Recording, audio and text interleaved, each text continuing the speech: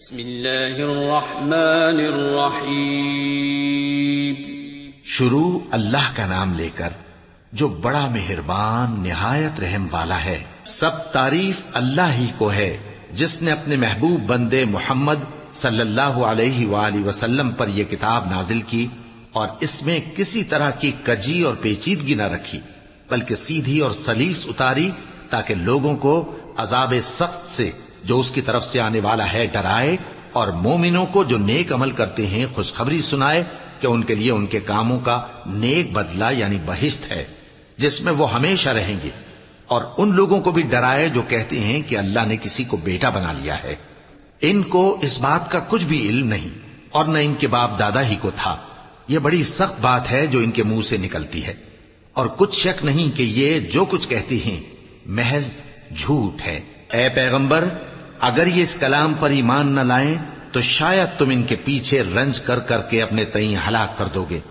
جو چیز زمین پر ہے ہم نے اس کو زمین کے لیے زینت بنایا ہے تاکہ لوگوں کی آزمائش کریں کہ ان میں کون اچھے عمل کرنے والا ہے،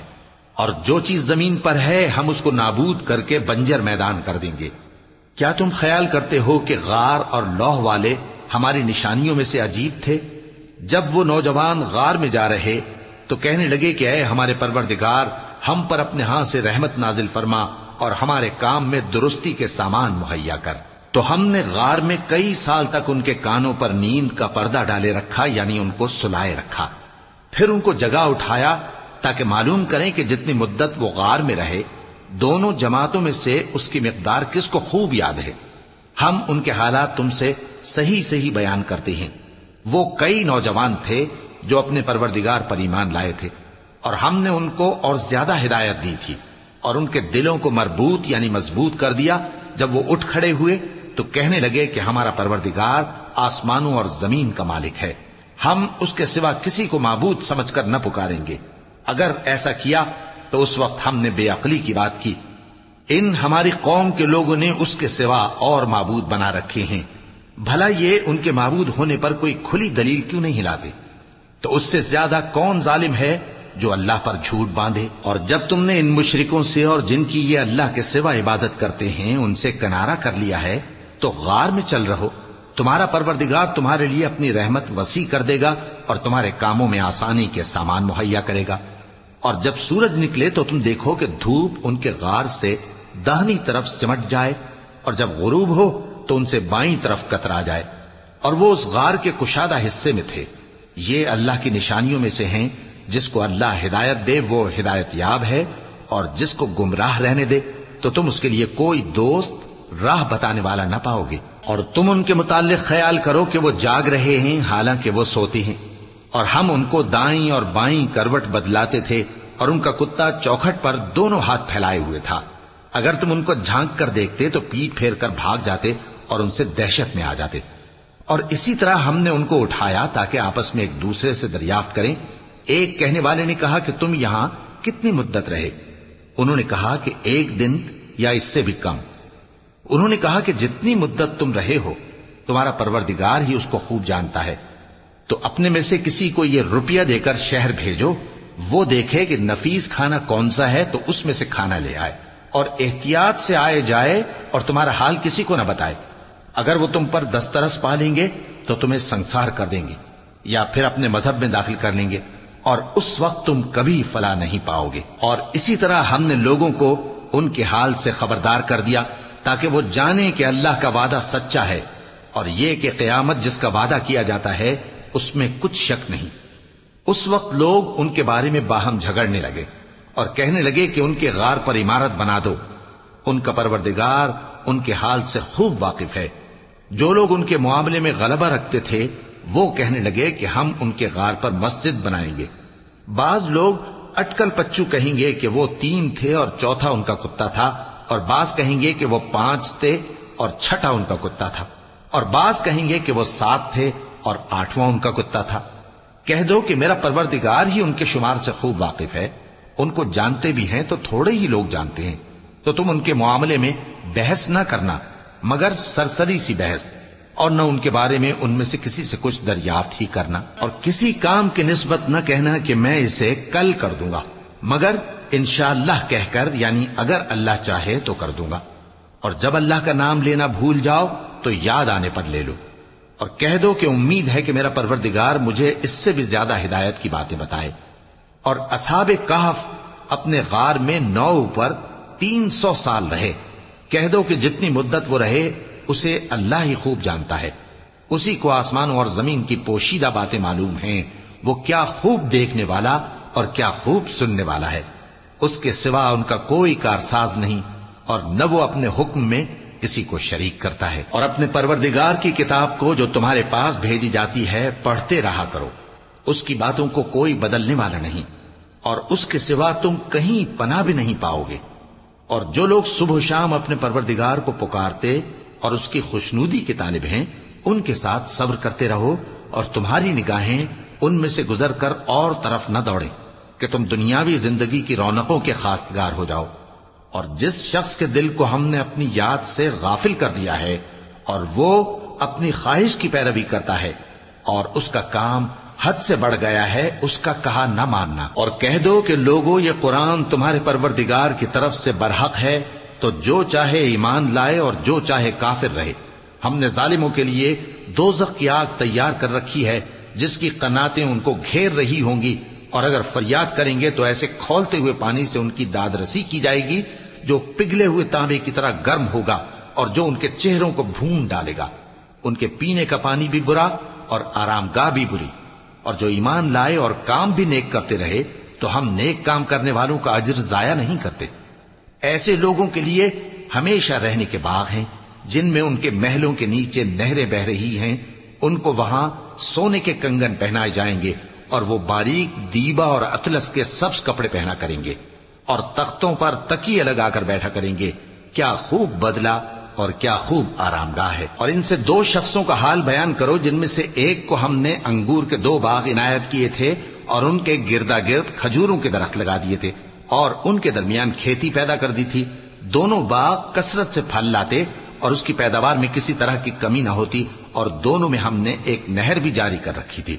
اور اس طرح اس شخص کو ان کی پیداوار ملتی رہتی تھی۔ تو ایک دن جبکہ وہ اپنے دوست سے باتیں کر رہا تھا، کہنے لگا کہ میں تم سے مال و دولت میں بھی زیادہ ہوں اور جتھے اور جماعت کے لحاظ سے بھی زیادہ عزت والا ہوں، اور ایسی شیخیوں سے اپنے حق میں ظلم کرتا ہوا اپنے باغ میں داخل ہوا۔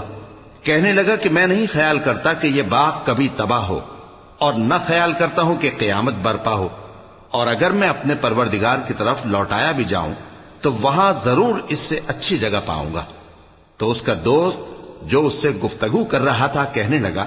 کہ کیا تم اس ذات سے کفر کرتے ہو جس نے تم کو مٹی سے پیدا کیا، پھر نطفے سے، پھر تمہیں پورا آدمی بنایا؟ مگر میں تو یہ کہتا ہوں کہ اللہ ہی میرا پروردگار ہے، اور میں اپنے پروردگار کے ساتھ کسی کو شریک نہیں کرتا۔ اور جب تم اپنے باغ میں داخل ہوئے تو تم نے ما شاء اللہ لا قوت الا باللہ کیوں نہ کہا؟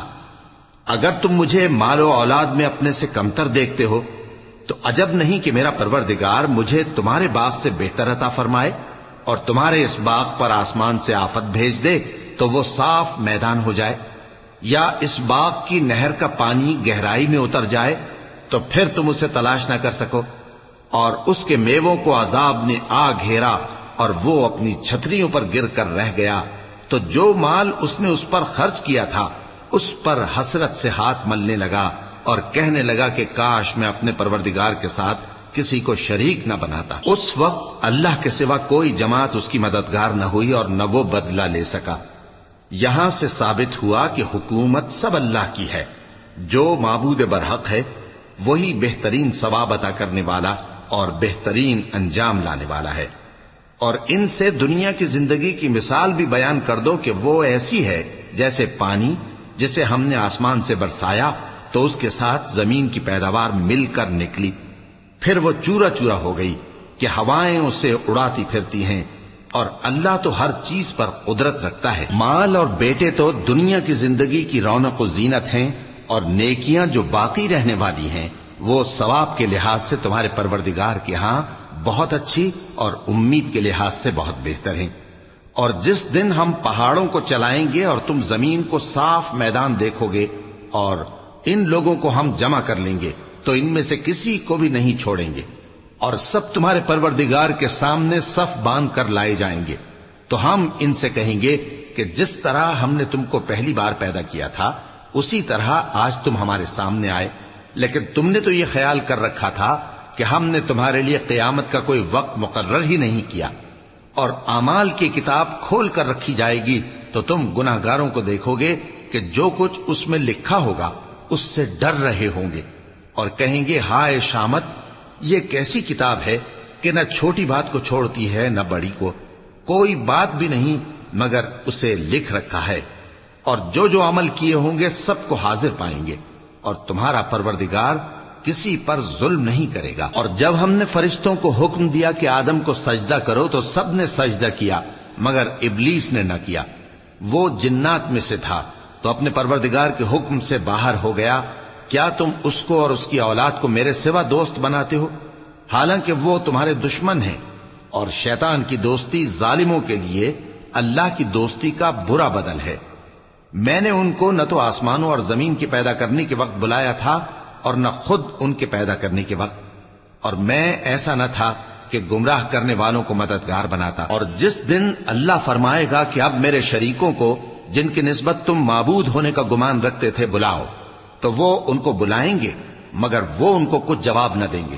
اور ہم ان کے درمیان ہلاکت کی ایک جگہ بنا دیں گے، اور گناہگار لوگ دوزخ کو دیکھیں گے تو یقین کر لیں گے کہ وہ اس میں پڑنے والے ہیں،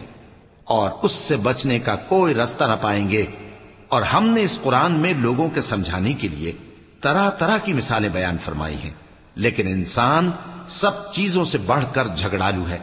اور لوگوں کے پاس جب ہدایت آ گئی تو ان کو کس چیز نے منع کیا کہ ایمان لائیں اور اپنے پروردگار سے بخشش مانگیں، بجز اس کے کہ اس بات کے منتظر ہوں کہ انہیں بھی پہلوں کا سا معاملہ پیش آئے یا ان پر عذاب سامنے سے آ جائے۔ اور ہم جو پیغمبروں کو بھیجا کرتے ہیں تو صرف اس لیے کہ لوگوں کو اللہ کی نعمتوں کی خوشخبریاں سنائیں اور عذاب سے ڈرائیں، اور جو کافر ہیں وہ باطل کی مدد سے جھگڑا کرتے ہیں تاکہ اس سے حق کو پھسلا دیں، اور انہوں نے ہماری آیتوں کو اور جس چیز سے ان کو ڈرایا جاتا ہے اسے ہنسی بنا لیا ہے۔ اور اس سے بڑھ کر ظالم کون، جس کو اس کے پروردگار کی آیات کے ذریعے سمجھایا گیا تو اس نے ان سے منہ پھیر لیا، اور جو اعمال وہ آگے کر چکا اس کو بھول گیا۔ ہم نے ان کے دلوں پر پردے ڈال دیے کہ اسے سمجھ نہ سکیں، اور کانوں میں ثقل پیدا کر دیا ہے کہ سن نہ سکیں،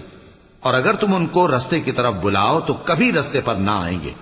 اور تمہارا پروردگار بخشنے والا صاحب رحمت ہے۔ اگر وہ ان کے کرتوتوں پر ان کو پکڑنے لگے تو ان پر جھٹ عذاب بھیج دے،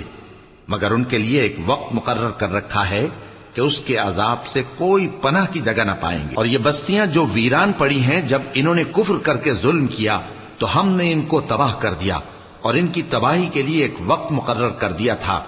اور جب موسیٰ نے اپنے شاگرد سے کہا کہ جب تک میں دو دریاؤں کے ملنے کی جگہ نہ پہنچ جاؤں ٹلنے کا نہیں، خاص صدیوں چلتا رہوں، پھر جب وہ دونوں ان دریاؤں کے سنگم پر پہنچے تو اپنی مچھلی بھول گئے، پھر اس مچھلی نے دریا میں سرنگ کی طرح اپنا راستہ بنا لیا۔ جب آگے چلے تو موسیٰ نے اپنے شاگرد سے کہا کہ ہمارا کھانا لاؤ، اس سفر سے ہم کو بہت تکان ہو گئی ہے۔ اس نے کہا کہ بھلا آپ نے دیکھا کہ جب ہم نے اس چٹان کے پاس آرام کیا تھا تو میں مچھلی وہیں بھول گیا، اور مجھے آپ سے اس کا ذکر کرنا شیطان نے بھلا دیا، اور اس مچھلی نے عجیب طرح سے دریا میں اپنا راستہ بنایا۔ موسیٰ نے کہا یہی تو وہ مقام ہے جسے ہم تلاش کرتے تھے، تو وہ اپنے پاؤں کے نشان دیکھتے دیکھتے لوٹ گئے۔ وہاں انہوں نے ہمارے بندوں میں سے ایک بندہ دیکھا جس کو ہم نے اپنے ہاتھ سے رحمت خاص سے نوازا تھا اور اپنے پاس سے ایک خاص علم بخشا تھا۔ موسیٰ نے ان سے جن کا نام خضر تھا کہا کہ جو علم اللہ کی طرف سے آپ کو سکھایا گیا ہے، اگر آپ اس میں سے مجھے کچھ بھلائی کی باتیں سکھائیں تو میں آپ کے ساتھ رہوں۔ خضر نے کہا کہ تم میرے ساتھ رہ کر صبر نہیں کر سکو گے، اور جس بات کی تمہیں خبر ہی نہیں اس پر صبر کر بھی کیسے سکتے ہو؟ موسیٰ نے کہا اللہ نے چاہا تو آپ مجھے صابر پائیے گا، اور میں آپ کے ارشاد کے خلاف نہیں کروں گا۔ خضر نے کہا اگر تم میرے ساتھ رہنا چاہو تو شرط یہ ہے مجھ سے کوئی بات نہ پوچھنا جب تک میں خود اس کا ذکر تم سے نہ کروں۔ تو دونوں چل پڑے، یہاں تک کہ جب کشتی میں سوار ہوئے تو خضر نے